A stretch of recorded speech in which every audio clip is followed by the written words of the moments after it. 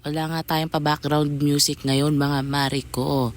Pang ilang upload ko na to, puro pa-copyright naman itong ating boss. So, sundin na lang natin. Good morning! Pumunta nga pala kami kahapon sa Cavite para kunin ang aming electric at water bill. Hindi na nga namin nasama si Ecob dahil nga kami ay nakamotor lang. Bawal nga ang tatlo sa motor. Pagdating nga namin dito, nilapag muna namin yung gamit namin dyan sa sahig, pati na rin yung mga dala naming helmet. Binuksan na rin namin ang mga bintana para makasingaw dahil napakainit po rito pagdating namin. Ibang-iba nga talaga ang init dito compared sa Las Piñas.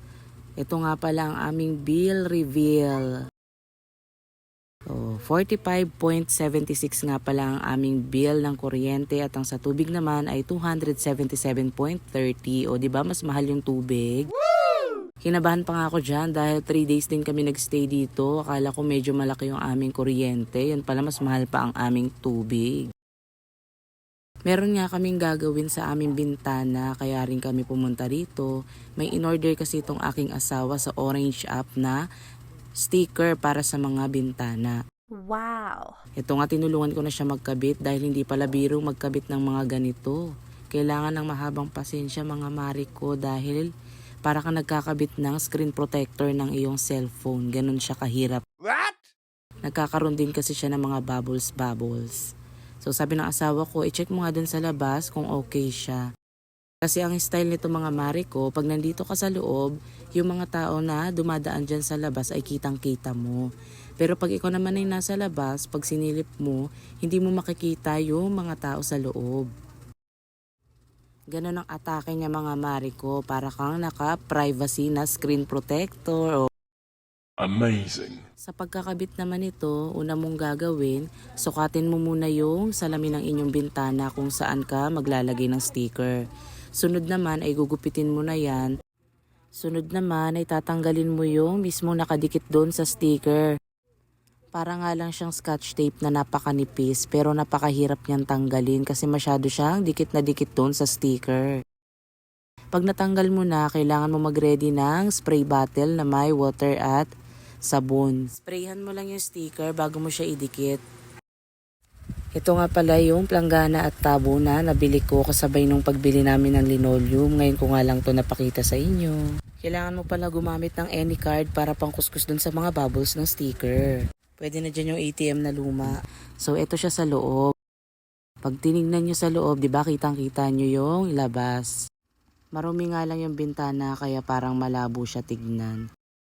Ang hirap kasi maglinis ng bintana sa labas dahil yung araw ay tirik na tirik at nakatutok pa dito sa bahay. So ganito naman yung itsura niya sa labas, o diba? Hindi niya nakikita yung tao sa loob. Sunod nga niya, naglinis na ako dahil papauwi na kami nito. Siyempre bago umuwi, kailangan malinis muna rito dahil bihira lang naman namin ito mapuntahan. Naglagay na nga rin ako ng basahan dyan. Ito yung mga gamit namin na dadalhin pa uwi. Siyempre kasama na rin yung helmet namin. Oh, flexing na naman si ate mo girl.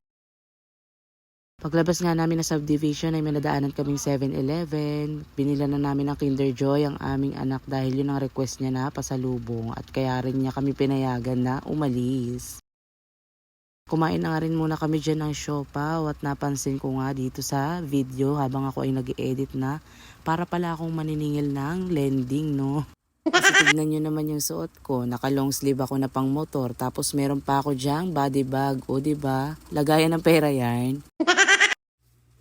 Paglagpas nga namin ng 7-Eleven ay napakaluwag pa ng kalsada.